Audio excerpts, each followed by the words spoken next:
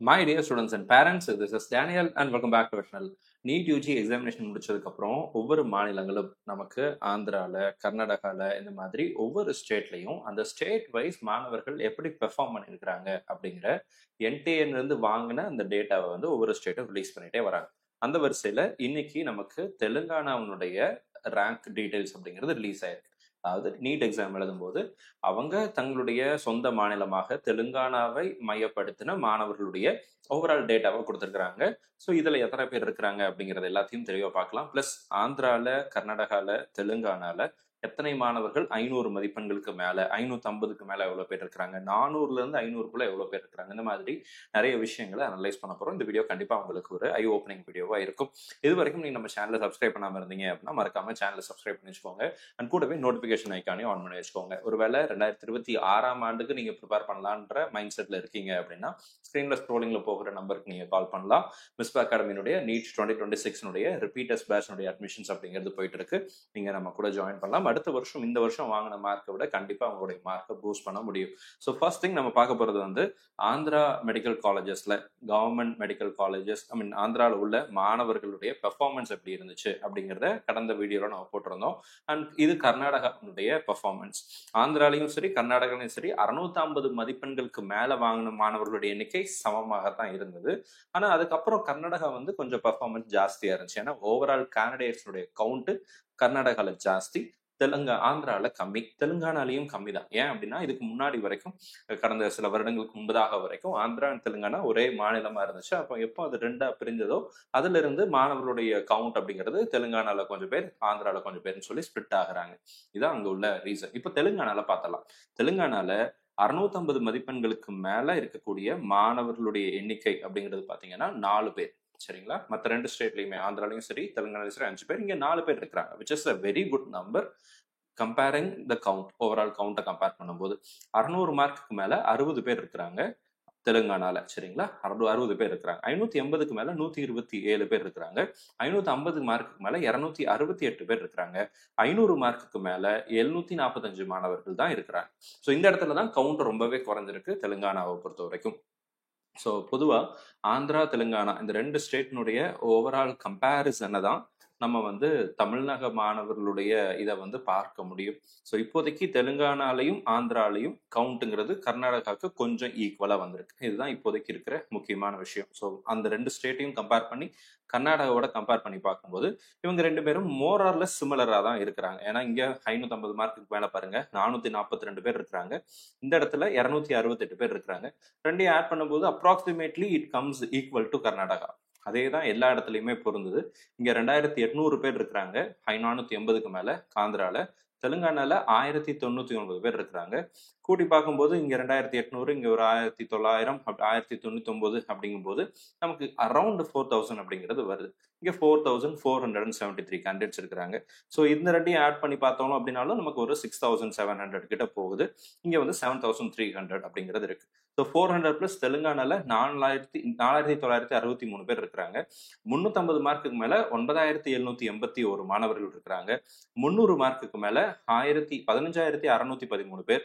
113 mark qualifying மார்க்குக்கு மேல இருக்கக்கூடிய மாணவர்களுடைய எண்ணிக்கை 43400 பேர். ஸோ ஓவராலா கடந்த ஆண்டு Andhra, Telangana, Karnataka and Tamil Nadu pass percentage எப்படி இருந்துச்சு அப்படிங்கிறத காமிச்சிடுறேன். கம்பேர் பண்ணி பார்க்கும்போது நமக்கு வந்து இந்த 3 ஸ்டேட்டை விட தமிழ்நாட்டினுடைய பாஸ் பர்சன்டேஜ் தான் இந்த வருஷமும் கம்மி. ஓகேங்களா? நம்மளை விட மற்ற 3 ஸ்டேட்டுமே பாஸ் பர்சன்டேஜ்ல ஜாஸ்தியாக தான் இருக்கிறாங்க. ஆந்திராவினுடைய பாஸ் பர்சன்டேஜ் பாருங்க 63%, 63.5%. கர்நாடகா வந்து 58.71%. அண்ட் வேற தெலுங்கானாவும் நல்ல பர்சன்டேஜ் தான் 57.7%.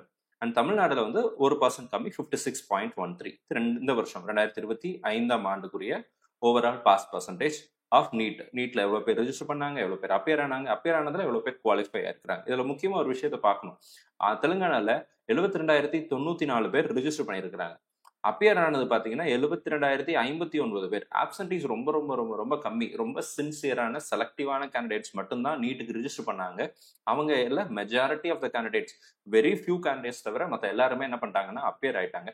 ஸோ இந்த இடத்துல தமிழ்நாடு பாத்தீங்கன்னா 1,40,158 ரிஜிஸ்டர் பண்ணதுல 1,35,000 தான் என்ன பண்ணியிருக்காங்கன்னா அப்பேர் ஆயிருக்கிறாங்க. கிட்டத்தட்ட 5,000 மெம்பர்ஸ் 5,000 ஸ்டூடெண்ட்ஸ் வந்து ரிஜிஸ்ட்ரேஷன் பண்ணதுக்கு அப்புறம் நீட் எக்ஸாம் எழுதல. அதுக்கு வேற வேற காரணங்கள் இருக்கும்.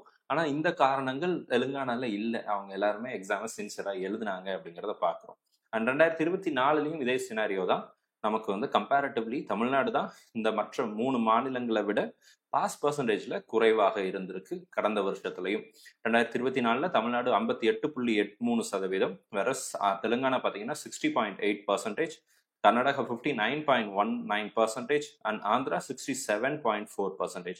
இது போன வருஷமும் நமக்கு வந்து இதே மாதிரி தான் சினாரியோ இருந்துச்சு. அங்க 2,000 பேர் எழுதல, இங்க வந்து பாத்தீங்க அப்படின்னா 6,000 பேர் எழுதல.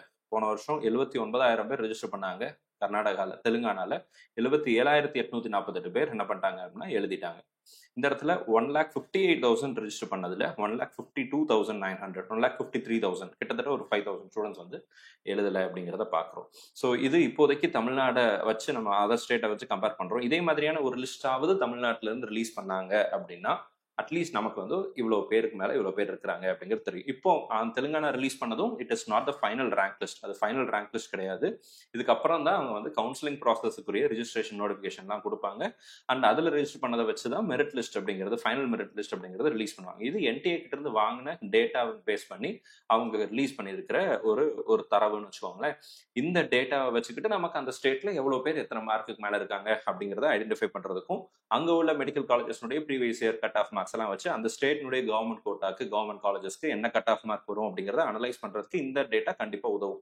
அதே மாதிரியான ஒரு லிஸ்ட் ஆகுது, அட்லீஸ்ட் ரேங்க் லிஸ்ட் வரலன்னா கூட இதே மாதிரியான ஒரு லிஸ்டாவது Tamil Nadu medical selection committee release பண்ணாங்க அப்படின்னா அதுவும் நமக்கு வந்து ஸ்டூடெண்ட்ஸுக்கு வந்து அடுத்த கட்டமா என்ன பண்ணலாம் அப்படிங்கிற ஒரு டிசிஷனை எடுக்கிறதுக்கு, எஸ்பெஷலி இந்த பார்டர் ஜோன் கன்சிடர் பண்ணக்கூடிய மாணவர்கள் வந்து அடுத்து நாங்க மேனேஜ்மெண்ட் கோட்டா போகணுமா அல்லது ரிப்பீட் பண்ணலாமா அப்படிங்கிற மைண்ட் செட்ல இருக்கக்கூடிய பெற்றோர்களுக்கு ஹெல்ப் பண்ணக்கூடிய விஷயமா இருக்கும்.